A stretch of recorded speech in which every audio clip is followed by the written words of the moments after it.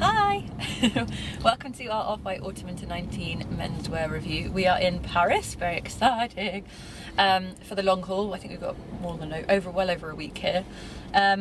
So Off-White is very interesting indeed. It's one that divides people. I feel like you either love Virgil or you hate him. He's a bit like Marmite. Myself, I quite like a bit of Marmite. I do think Virgil's very smart, very talented man. But I think my opinion of Off-White changes with every season. So I'm going to try and be Switzerland with this review and be neutral for the sake of Virgil. So Invite looks like this. Public television, bright green. Invites are always this kind of plastic sealed square with an kind of illustration or a beautiful picture. And public television, immediately we're like, oh, this could be a little political, this could be a little controversial. So all very exciting. We arrive in the Les Salles de Louvre, she says in her worst French accent or something like that. And they've kind of gutted the space and made it entirely green screened. So God knows what they could have projected anything beneath our feet. Chris from High Snob next to us was saying they could put lava or kind of the ocean or whatever, which is quite a fun concept. But the set itself was off kind of bits of building that were overgrown and large kind of plant life all in the middle, which immediately kind of ties in with this public television. So you're starting to think slightly dystopic. Is this what happens when everything goes to shit? So already that kind of scene. It smells a lot like weed in this space, which is quite fun. So I'm waffling on. And so the show begins and they start with this kind of tinkly music that's almost a bit like when something bad in a horror film is about to happen. They play that kind of eerie childhood happy-go-lucky music, and it was like, it's a beautiful day and all this kind of stuff, which immediately makes you think, okay, we're on the right track with this like dystopic or something's about to go wrong kind of theme. The fashion itself was a bit of a mixed bag. Lots of really striking looks, particularly in the jackets and blazers, slightly padded and split all up the side. Those to me were really, really impressive.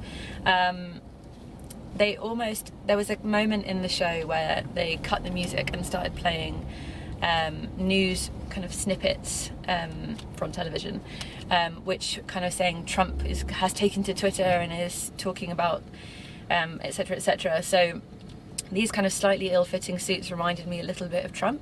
I mean that in a good way. I think that's quite a neat reference, but the jackets were really sweet. Some of them had unfinished lining here just on one side, which I thought was a nice touch. There was another really, really strong look, which was knitwear, orange jumper, kind of boxed with Off-White logo, which I'm sure will do really well. No sleeves, and then really kind of tapered trouser, again knitted with really nice textures, and in this fluoro orange, which we have seen at Calvin Klein, and there were quite a few Calvin Klein-ish references here, but that fluoro orange does remind you again of warning signals, beware, look out. So we're kind of getting a theme here. I will add that Virgil did no backstage interviews, no front of house interviews, and there's no press release, so so partly one kind of feels when you have such clothes as Off-White, you need a narrative behind them. Well, not necessarily need a narrative, but it's really beneficial to have Virgil kind of put rhyme to reason when he's talking about certain clothes, like that orange I saw for this, or so that was actually quite missed. I really enjoy watching Virgil describe his clothes and how he got to that point, so I'm very sad to have missed that moment. But for now, we'll say public television. So those were the really positive things. Offset also came out in a fantastic purple puffer, knee length with a kind of swathing bit around the neck, in this kind of poppy purple dinosaur kind of tone, which was really great. Slight disappointments were the jean and kind of suiting combinations. Felt a bit Martine Rose.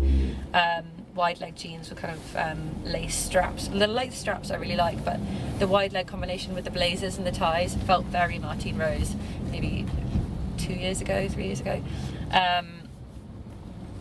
And there were a lot of Calvin-esque moments, cowboy boots, slightly buckly necklines.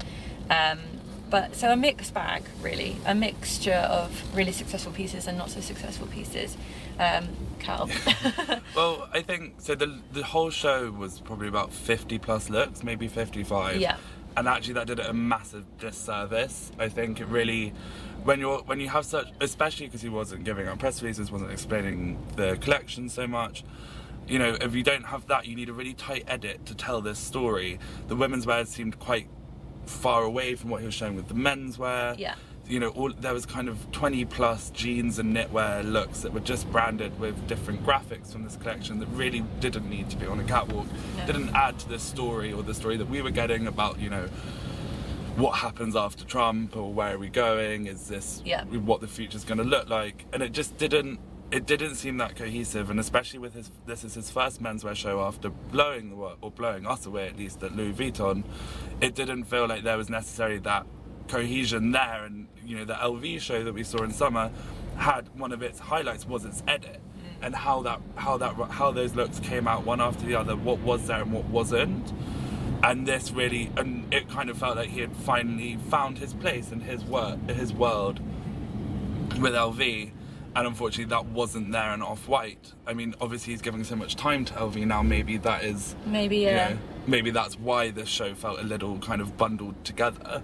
But it really didn't feel like the time and the thought had been there for a lot of the looks. Then there were really great things. You know, these 3 fluorescent orange looks was super strong, super forward. But yeah, these knitwear and jeans really just didn't go anywhere. It didn't take the audience anywhere. When you have such a strong set, it wasn't cohesive. I think that's such a shame because, as you say, this is, now that he's doing Louis Vuitton, this is kind of his moment to be like, okay, Louis Vuitton is always going to be Louis Vuitton through Virgil's lens, but Off-White is his baby. That's his chance to be like, this is me, this is the narrative I want to project, this is my fashion, this is my, like, what I'm putting out into the world. So slightly difficult to like perceive that vision when you don't have him, because the way he speaks is so engaging.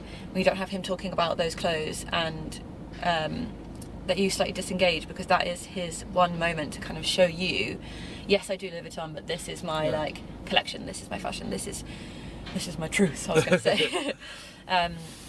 What I do think though is it is very brave. Obviously he hasn't done this collection under Louis Vuitton, he's done it under himself, but still, you know, Louis Vuitton is a global market that has to pretty much stay out of politics, and for their creative director to be showing such a political show, or what we perceive to be such a political show, is a big step. And lots of creative directors totally avoid politics because they don't want to kind of single out any of their customers. Absolutely. So for him to do this is a great step, and shows why menswear seems to be is perceived as this kind of relatable industry, whereas women's wear feels a bit distouched or out of touch, because actually menswear designers do seem to be more engaged in these political conversations. Obviously that's a sweeping statement before anyone comes for me on YouTube. But you know, and there are great female women's wear designers who do politically engage, but it is a testament to his beliefs, and I think it's great that people are speaking about these political issues even when they have such a big house behind them, because normally it's a bit of a gagging order. Once you get a big house, you're not allowed to speak. That's very true indeed. Well, yeah, I think it was I think the message was really interesting. The key looks that we loved were really strong and will do exceptionally well. I also thought the accessories were quite good. I didn't mention that before, but there were kind of felty bags and crossbody bags, and some bags in kind of a nylon material that will do really well, I'm sure. And obviously the Off-White strap. This collection won't do him a disservice, that's for sure. That's for sure, yes. It won't hurt the brand, but it wasn't elevating the brand. Absolutely. I think that's a good note to end on. Thank you guys for watching.